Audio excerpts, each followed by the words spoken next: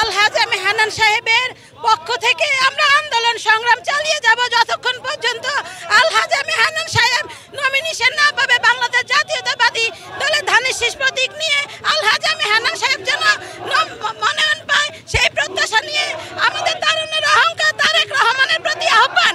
আমরা যেন আমাদের এই যে নেতা কর্মী দীর্ঘদিন রাজপথে ছিল তারা কিন্তু সবার একই পথ, আমরা যেন আলহাজ এম হান্নান সাহেবকে ধানের শীষ দেখতে চাই। প্রিয় সাংবাদিক ভাইয়েরা, আমরা দলীয় মনোনয়নের জন্য হান্নান সাহেবকে চাচ্ছি না।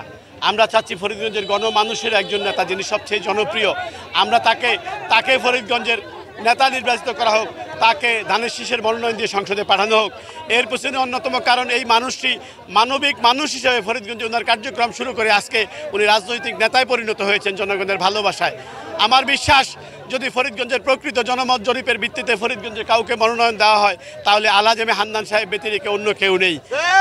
কারণ উনি এই দলের জন্য জেল জুলুম নির্যাতন হুলিয়া সব কিছু উনি ভোগ করেছেন। আমার প্রিয় নেতা জনাব তারেক রহমান যেই ক্রাইটেরিয়া দিয়েছেন উনি প্রত্যেকটি ক্রাইটেরিয়া ফুলফিল করেছেন। প্রিয় সাংবাদিক ভাইয়েরা, আপনারা আল্লাহর ওয়াস্তে সত্য উপস্থাপন করার জন্য আপনাদের কাছ থেকে আমরা সহযোগিতা চাই।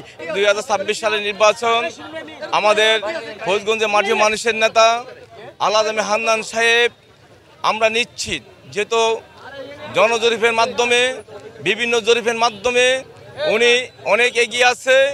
আমাদের তারুণ্য অহংকার তারেক সাহেব বলেছে যিনি এলাকার সাথে সুসম্পর্ক রেখেছেন, এলাকার নেতা কর্মীদের পাশে ছিলেন, বিভিন্ন মামলা মোকদ্দমা গত 15 বছর জায়গা আমরা পেয়েছি, যার অর্থায়নে আমরা বিভিন্ন মামলা মোকদ্দমা থেকে আমরা রায় পেয়েছি। এবং গত 28 অক্টোবর ঢাকা রাজপথ থেকে আলহাজ এম হান্নান সাহেবের নেতৃত্বে আমরা 25 জন নেতাকর্মী গ্রেপ্তার হয়েছিলাম। সেই গ্রেপ্তার হওয়ার কারণে আমরা সেই কেরানীগঞ্জে দীর্ঘ 3টি মাস কারাভোগ করেছিলাম। যার কারণে আমরা আলহাজ এম হান্নান সাহেব যেহেতু সব দিক দিয়ে এগিয়েছিল, আমরা ফরিদগঞ্জবাসী লক্ষ্য করেছি, বুঝতে পেরেছি আলহাজ এম হান্নান সাহেব মনোনয়ন দিবে, দল ওনাকে মূল্যায়ন করবে।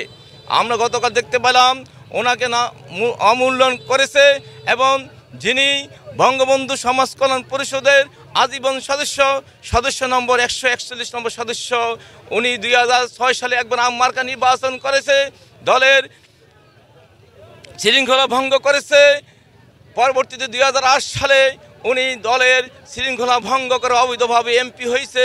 2018 সালে আলহাজ এম হান্নান সাহেব মনোনয়ন পেয়েছে, ওনার মনোনয়ন ছিনিয়ে নিয়েছে অবৈধভাবে। আমরা বিশ্বাস করেছিলাম যে এবারও আলহাজ এম হান্নান সাহেব মনোনয়ন পাবে। ফরিদগঞ্জবাসী জনসাধারণ একটি উদ্দেশ্য, আলহাজ এম হান্নান সাহেবকে মনোনয়ন দেওয়ার জন্য এই দাবি নিয়ে আমরা মাঠে নেমেছি।